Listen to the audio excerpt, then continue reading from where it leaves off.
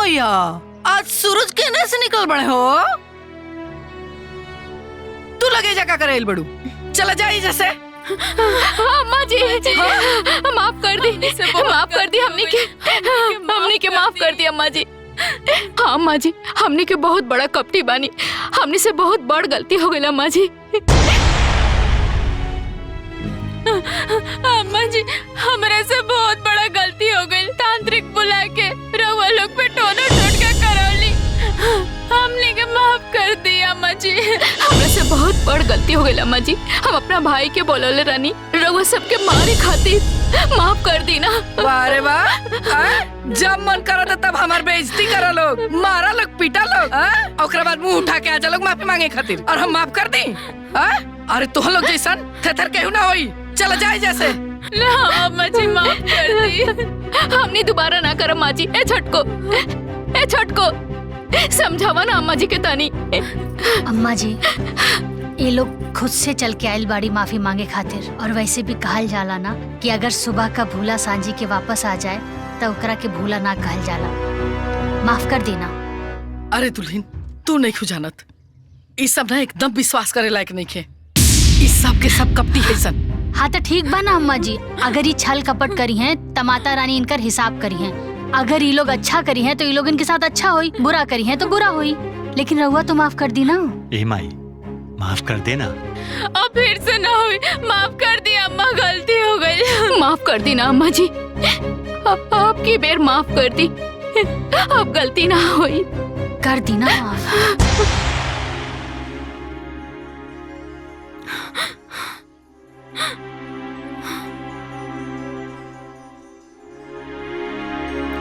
देखा बहू, तू कहा तारू तो तहार बात मान के ये लोग माफ कर देता नहीं। अब जा लोगे जैसे। अब जा अम्मा जी।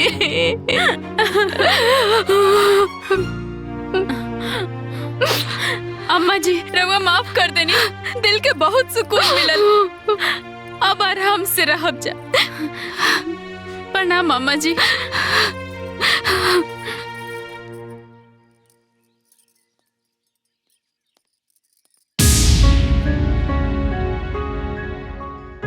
अम्मा जी, काल से नवरात्रि शुरू होगा था, तो हमने चाहता नहीं कि हमने दोनों परिवार मिलके कुल देवी के कढ़ाई चढ़ावल जाओ। हाँ देवरानी जी, हमनी के कल पहुंच जाए, रउआ लोग के इंतजार करब, अइबू ना।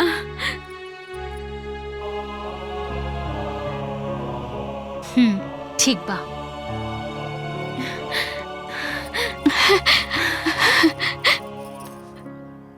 गोड़ लगा तनी अम्मा जी, आशीर्वाद दे।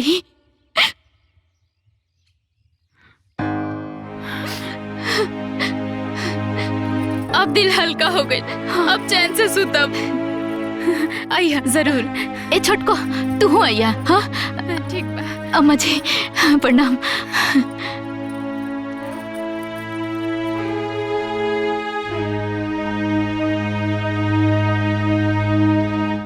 अम्मा जी, तीर एकदम निशाना पे लग गइल बा। वाह। हाँ अम्मा जी, बुढ़िया तो पहले मानते ना रहे, लेकिन ओकर पतो मान गइल। वाह, अब तो बहुत मजा आई। काल सवेरे उ जाई कढ़ाई चढ़ावे, और हमनी के जाए ओकर जमीन में कब्जा करे। सही कहा तनी अम्मा जी, वो झगड़ुआ खेत कब से पड़ती पड़ल बा। हमनी क्या वो पर कब्जा कले हल जाई। हाँ अम्मा जी, जैसे वो हमनी के दुआर कब्जे ले बिया ना, ओइसे जाके ओकर खेतो कब्जिया लियल जाई, तब्बे मजा आई। बाकी तू दोनों सब काम ठीक से करिए। सवेरे ही जाके 8-10 मजदूर ले आइए, कि जब तक उनकर कढ़ाई चढ़ी तबले हमार जमीन में हमार धान रोपाई। ठीक बाबा जी।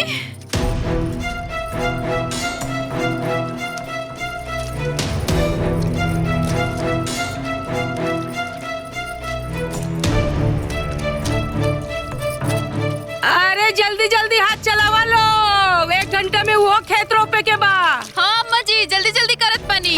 तू लोग भी जल्दी जल्दी करा।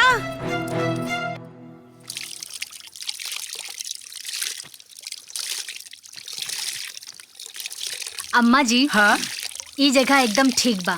वो लोग आई है ना टौकनी के हमनी लोग दिख जल जाई। हाँ हाँ, लेकिन वो लोग कहाँ रह गए लोग अभी तक आए लोग ना? अरे होते हुई है अम्मा जी, हो सकेला साधन ना मिलल हो। ए आगे आगे बढ़ बढ़ के करा लोग। अरे तुम लोग और पीछे जाके रोपा भाई। हाथ लगावा लोग, हाथ लगावा रे सब।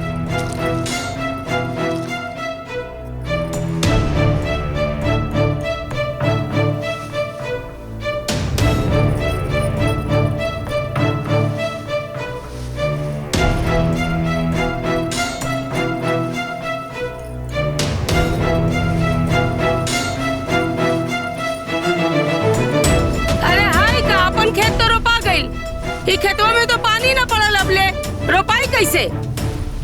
जा लोग जल्दी जल्दी, जा लोग जा लोग, जल्दी जल्दी हाथ बढ़ावा।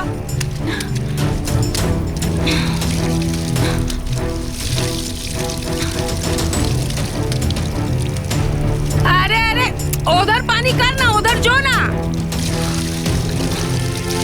ए पाइप उठा रहा बड़को। बाप रे। अम्मा जी हाँ पूड़ी और हलवा तो बन गइल बा, लेकिन अभी तक वो लोग ना आइल। थोड़ी देर और इंतजार करी, आ जाइए लोग। देखनी अम्मा जी, हम दिमाग लगाओनी रउआ खेत पा गई नी। अन्ना खूटा गड़ा था खूटा। हाँ उ लोग जो चढ़ावत होई कढ़ाई और हमनी के जीते तनी एजा लड़ाई। जल्दी जल्दी करो लोग, जल्दी जल्दी कर भाला करे। बाप रे, अगर भला ना करे तो कम से कम भाला तो जरूर करे। हे बाबू आ जाए तो पूजा पाठ करके चले जाई। अरे तू लोग एजा कढ़ाई चढ़ावा तारू लोगन, तोहार सारा खेतवा रोप लेवल सन। हाँ अरे जा लोग, न तो पूरा खेतवा कब्जा कर ली है लोग। देख लो दुल्हीन, हम कहत रही ना वो सब एक नंबर के कपटी है सन, उन्हीं के बात पे भरोसा ना करे के। देखा हमनी के बहाना से एजा भेज देली सन, अपने चल गए सन खेत कब्जा करे। चिंता मत करिए अम्मा जी, बोई है ओखनी के, लेकिन काटल जाई हमनी के। ए छुटकी, उधर ध्यान दे, उधर ध्यान दे, उधर दे। हाँ हाँ हाँ, हाँ। ए छुटकी, इधर इधर इधर इधर। हाँ अरे सड़िया बांध ना ले आगे, मोड़ ले, मोड़ ले आगे, मोड़, तब ना काम हुई बढ़िया से। हाँ अचरो को खोस, अचरो को। आज तो मजे आ गई। हाँ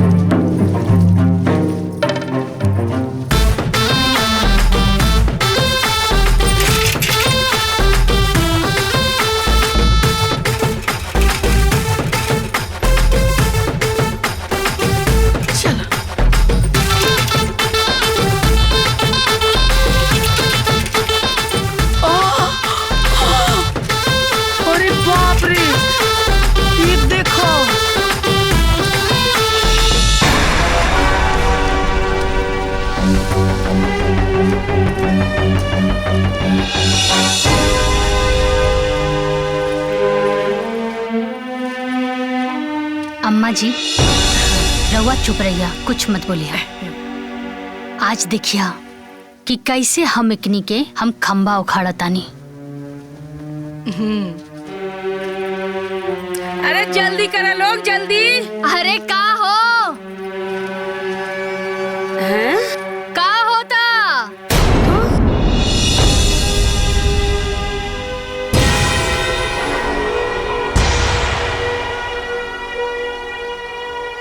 अरे रोपा रोपा डेरात काहे बाड़ू? अरे हम तो आइजा तोहनी की मदद करे खातिर आइल बानी। रोपा रोपा।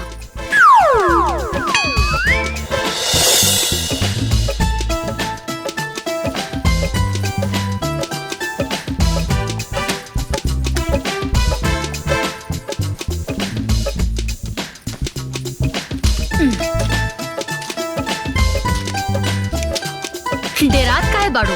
रोपा रोपा। अरे रोपा। का हो गई तू लोगन के?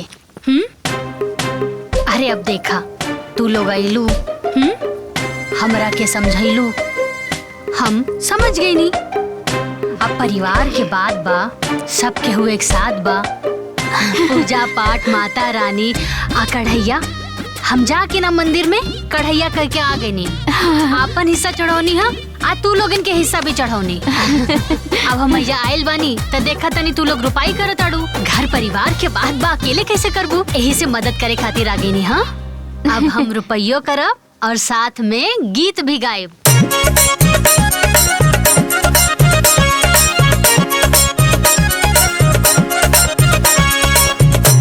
किए हो पिया ढोला अब तू टरनिया घरवा लागल रोपनिया ना।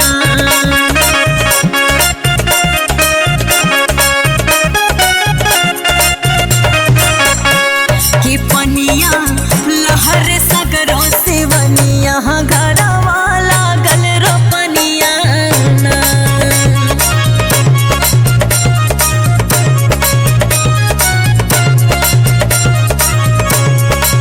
कितनो जनी के धन हरियाए रोपनी के बेरा बायाए।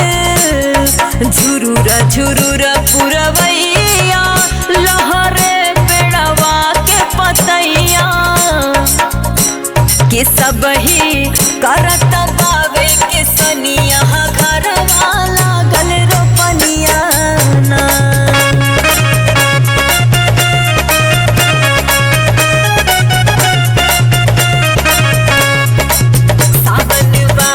जे खेती पिछड़ी समझो सगरो कमवा बिगड़ी। घर आवे के मूड बनाला अभी से तू टिकट कटाला। कि रोपल जाई दोनों परनिया घरवा लागल रोपनिया ना। किए हो पिया ढोला अब तू टरनिया घरवा लागल रोपनिया ना।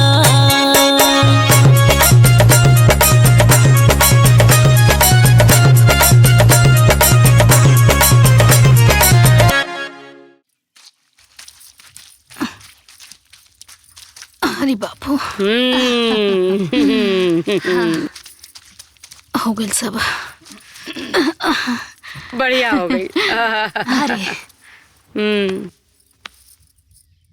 ई रवा लोगन के मजदूरी, रवा लोग बड़ा मेहनत करके रोपनी कैनी। हाँ अच्छे से खा के आराम करिहा आज। हाँ धन्यवाद। सब बड़ा मेहनत कैले बानी। हाँ अरे दीदी रवा लोग भी बड़ा मेहनत कैले बानी, लेकिन रवा लोग तो घर परिवार वाला बानी जा। अब रवा लोगन के मजदूरी देव ता अच्छा ना नु लागी। मजदूरी? हाँ हमार खेत रोपनी है तब। हमार खेत खेत जोतनी हमनी के, पानी पटौनी हमनी के, मजदूर बुलौनी हमनी के। बात तो सही बा, रवा लोग मेहनत तो बहुत कैले बानी। यही से तो हम कहा तानी कि मजदूरी दिलाई अच्छा ना लगी। या रवा बता दी काम ले कि दाम ले, बदले में आके हम कोनो काम कर दे। सुशीला समझा दे अपने पतों के, ना कोनो काम चाहिए ना कोनो दाम चाहिए। है खेत हमारा हमार। कोई सब तार खेत हो। आई मेड़ दिखाई देता ना, ई मेड़ के वो तरफ तहार खेत, आई मेड़ के तरफ हमार। और रह गई बहुत पुराना बात। अब मड़वा के उ तरफ भी हमार बा, ई तरफ भी हमार बा, पूरा के पूरा हमार खेत बा। और खेत कैसे? धान हमनी के बोले बनी। हाँ। हमार खेत है हमार। ए दीदी अगर गाय खूटा से बंधा जाली त गाय खूटा के नानू हो जाली। और ये मेढक पियन जब फाड़ फाड़ के आंखें दिखाओ ताड़ू ऐसन मारब के लंगड़ात लंगड़ात घरे जइबू। और तू दोनों सास पतों का सीधा सीधा सीधा घरे जीबू। तू लोग लंगड़ा लंगड़ा के जीबू। ए छटकी। हाँ दीदी पकड़ी दोनों सास पतों के और गाड़ दे धान के खेत। हाँ। पकड़। अम्मा जी जाइए आराम करी। आवा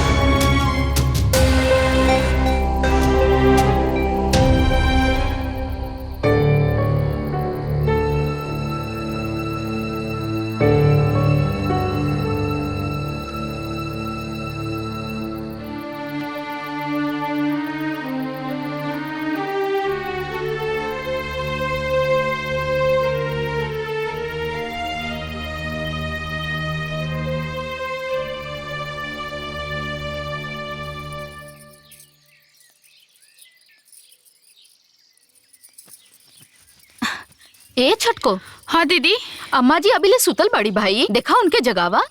ठीक बा दीदी। हाँ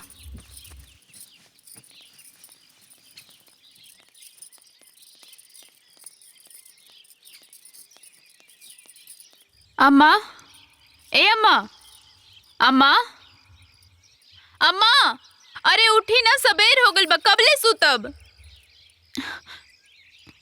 अम्मा, ए अम्मा, अम्मा,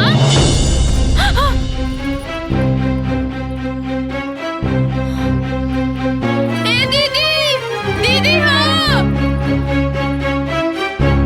देखो ना अम्मा जी के का हो गइल बा।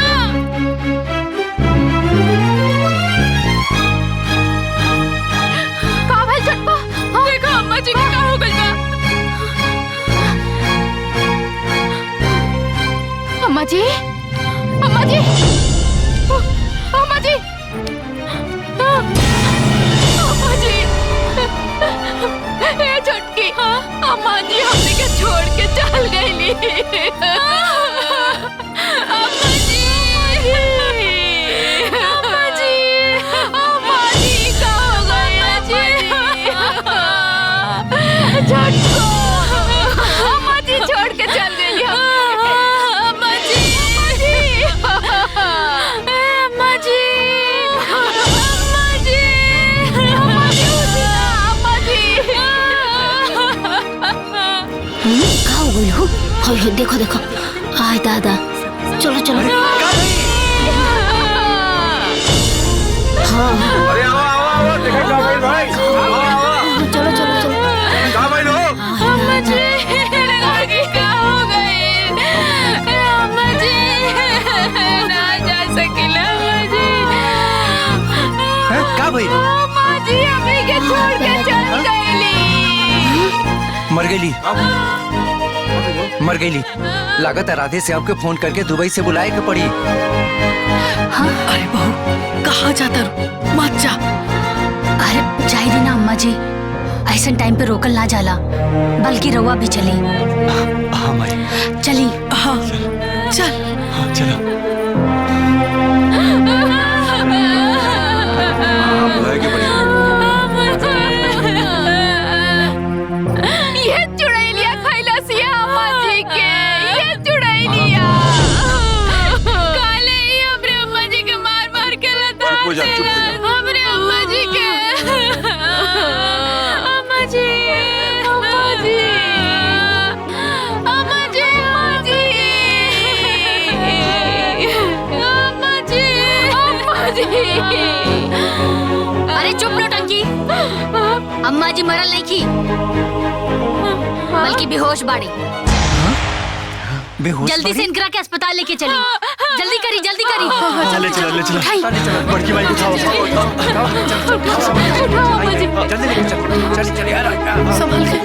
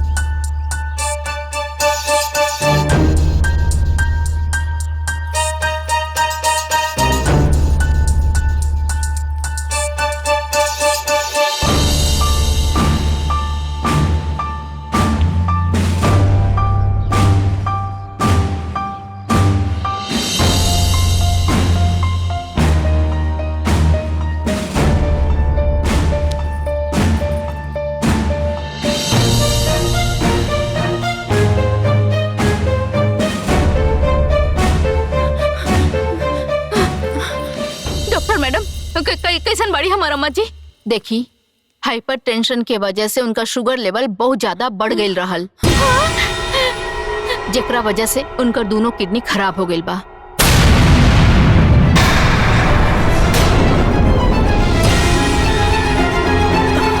उनका के डायलिसिस करा के आईसीयू में भर्ती कर देले बानी, लेकिन हाँ, अगर 24 घंटा के अंदर किडनी के व्यवस्था ना भई तो फिर हम उनका के ना बचा सकीला।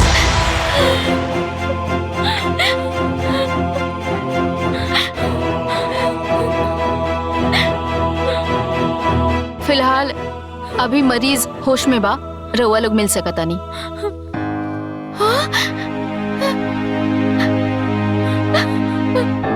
अम्मा जी, अम्मा जी, अम्मा, अम्मा,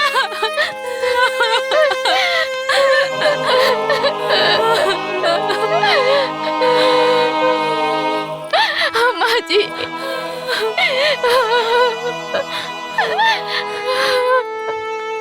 ये सब कहाँ हो गई अम्मा जी? अम्मा, हमने के भगवान कितना दुख दिए, हंसी खुशी हमने के जियत रहली, पता न के कर नजर लग गई, भगवान से यहाँ न देखल गई। भगवान जी जल्दी से अम्मा के ठीक कर दी। अम्मा जी, अम्मा जी। एक्सक्यूज मी प्लीज, आप लोग इस तरीके से रो रो के ना मरीज के डिस्टर्ब मत करी प्लीज। इनका जान बचावे के बाद तो किडनी की व्यवस्था तुरंत करी, जल्दी से जल्दी। हमने के कहाँ से व्यवस्था करी मैडम जी? अरे घर परिवार से कल जाई, नात रिश्तेदार से कल जाई, कहीं ना कहीं से व्यवस्था तो कर ही के पड़ी। ऐसा काहे ना करता नहीं कि रउए दे दी, रउआ तो बहू न बाने इनकर।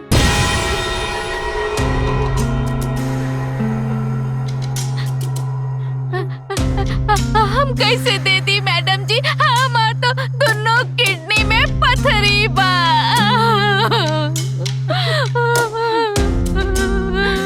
हम कैसे दी? दीदी सही कहत बड़ी। अच्छा ठीक है, ऐसा करा कि तू है दे दा। देखे में तो काफी स्वस्थ नजर आवत अरु, तो दे दा।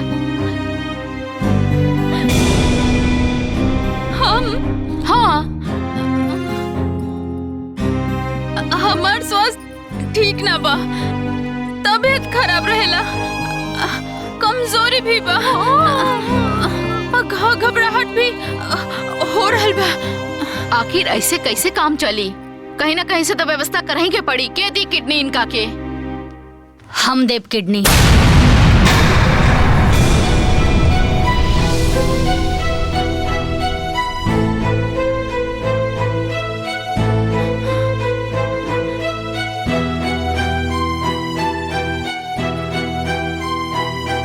डॉक्टर साहब, हम देव किडनी। व्हाट? डॉक्टर साहब, हम हो इनकर परिवार हैं। तब तो बहुत अच्छी बात बा। अब चली फॉर्मेलिटीज कर लिहल जाए और रउआ के जांच भी कर लिहल जाए। हम चला तनी, रउआ आ जाई। ठीक बा।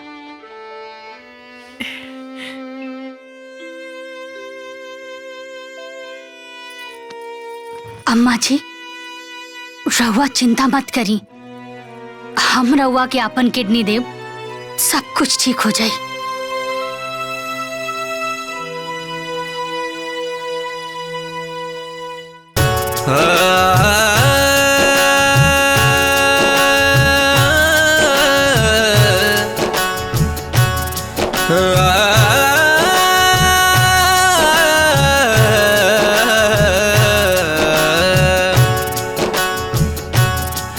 जब खून खून से मिल के रहे, तब प्यार जिया में खिल के रहे। जब खून खून से मिल के रहे, तब प्यार जिया में खिल के रहे। लाख दुश्मन दीवार होके प्यार से आके मिलेला।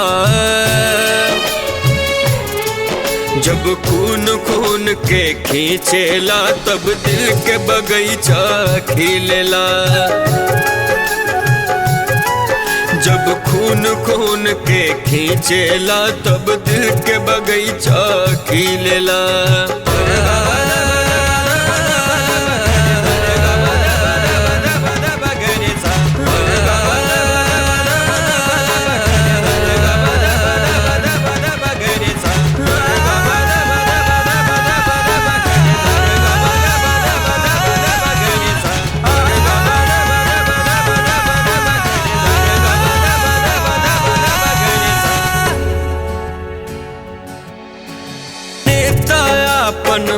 खेला जब अपन असर दिखावेला। विपदा आ दुर्दिन में एक दिन अपने ही कामे आवेला। अपने तायापन हो खेला जब अपन असर दिखावेला। विपदा आ दुर्दिन में एक दिन अपने ही कामे आवेला। वैसे सींचे जैसे एक माली बगिया के सींचेला। जब खून खून के खींचेला तब दिल के बगीचा खिलेला। जब खून खून के खींचेला तब दिल के बगीचा खिलेला।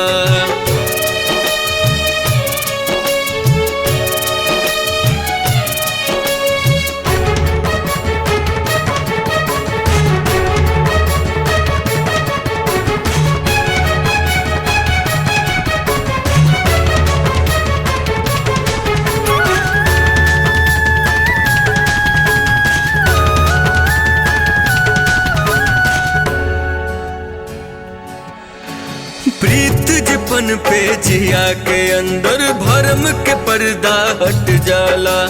होके जब परिवार एकता दुख के बदरी छट जाला। प्रीत जपन पे जिया के अंदर भरम के पर्दा हट जाला। होके जब परिवार एकता दुख के बदरी छट जाला। आँख गढ़पना खुल जाला जब अपने आपन दिखेला। जब खून खून के खींचेला तब दिल के बगीचा खिलेला।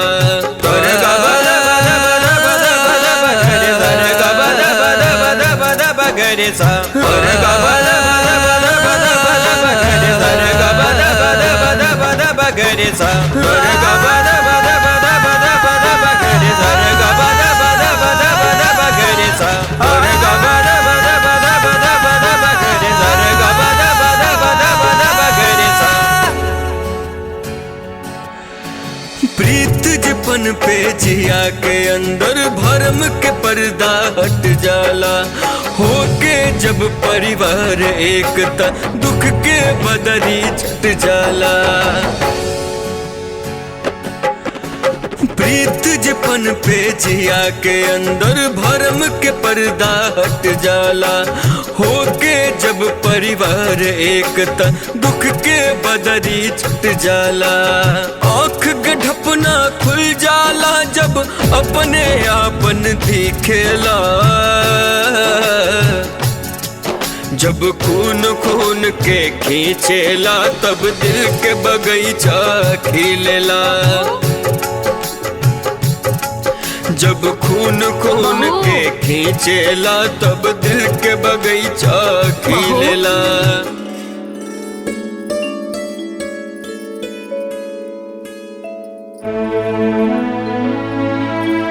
अम्मा जी अपना घर में चली ना। ना, अभी हमार घर ना है। हमार घर तो हुआ जौना घर में ऐसन पतो रहेले जे सास के मतलब समझेले। अपन जिंदगी के परवाह ना करके हमार जिंदगी बचौलस। ऐसन बहन जैसन दौरानी रहेले जे अपन जीवन के सारा जमा पूंजी हमरा पे निछावर कर देलस। और हम ओके पराया समझनी, ओके अपन दुश्मन समझनी।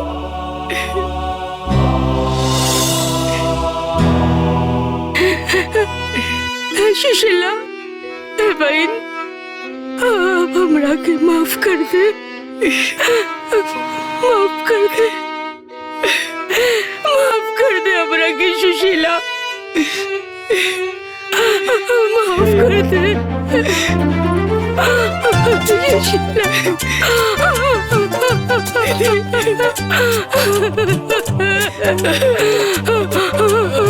माफ कर दे सुशीला। हमसे गलती हो गई।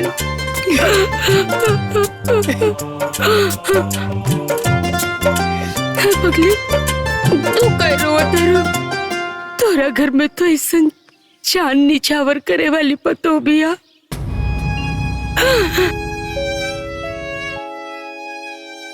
शुभ सोना जैसन बेटा बा। रोए के तो हमके चाहिए। तू को बेटा बा दोनों स्वार्थी हमार पतो मतलबी।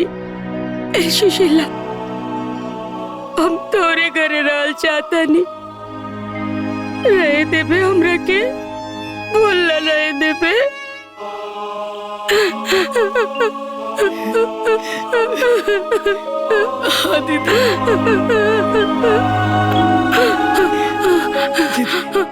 चुप रहा, ऐसा काहे बोलता रे तू?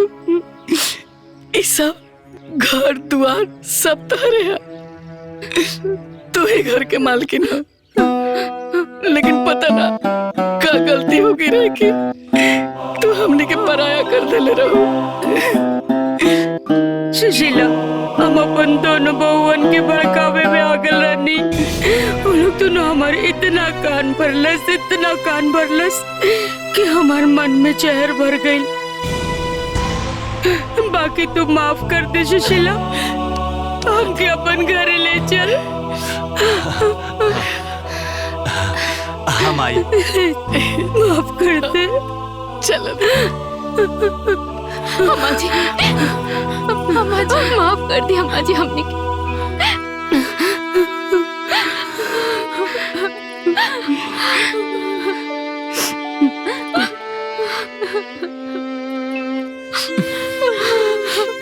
अम्मा जी माफ कर दी। ना तोहनी खातिन कोनो माफी नहीं की। चला भागा यहाँ से।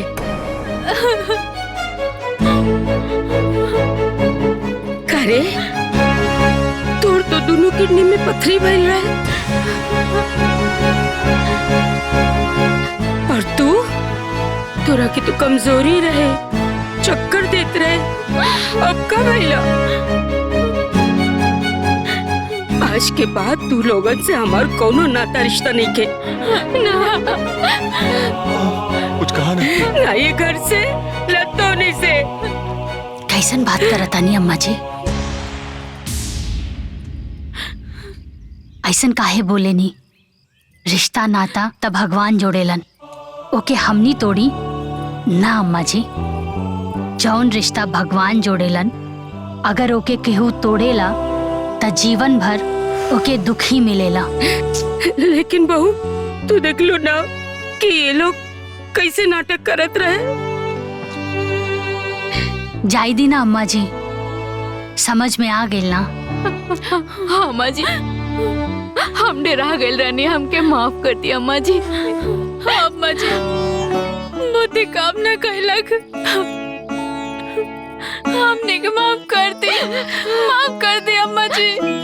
ए माई रे, ए माई माफ कर दे रे, ए माई माफ कर दे रे हमरे के। माई आज के बाद हमनी के कोनो गलती ना करब जा, माफ कर दो माई। हाँ अम्मा जी, सब के हो के अपन गलती के एहसास हो गइल बा, अब रुआ माफ कर दी। ना बहू, इन्हन के हम ऐसे माफ ना करब। इन्हन के मेहरारू के चलते ही खूटा गड़ाइला। जब सब मिलके खूटा हटाई ओकरे बाद हम माफ कर। ई बात ममाई, ई खूटा अपने उखाड़ा तने। चल जा, चल भैया। भैया हम आवता नहीं।